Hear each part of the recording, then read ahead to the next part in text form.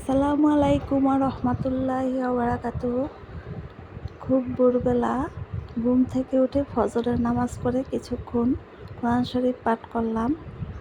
তো বারান্দায় কিছু চারা গাছ লাগানো ছিল। তো অনেক দিন যাবৎ এতটাই ব্যস্ত হয়ে পড়েছি, চারা গাছগুলোর যত্ন নেওয়া হয় না।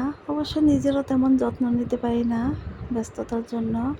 যাই হোক, তারপরে যত্ন নিতে হয়, কেননা এগুলো বেড়ে ওঠা যত্নের উপর নির্ভর করে।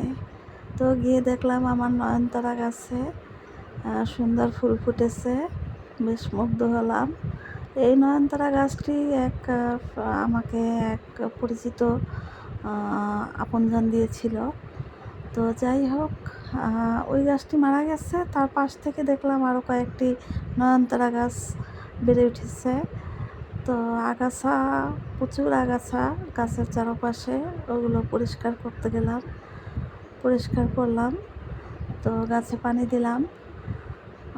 আসলে আমরা মানুষ অনেক সময় অযত্নের কারণে, অবহেলার কারণে সম্পর্ক নষ্ট করে ফেলি, বিচ্ছিন্ন করে ফেলি, অটোমেটিক বিচ্ছিন্ন হয়ে যায়।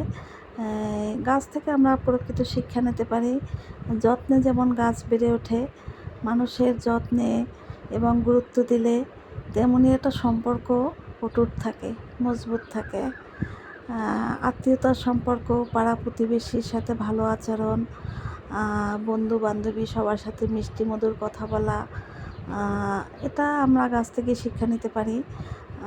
সম্পর্ক অটুট ও মজবুত রাখার জন্য, ভালোবাসা বৃদ্ধি পাওয়ার জন্য এটা অবশ্যই একান্ত দরকার। সবাই ভালো থাকবেন।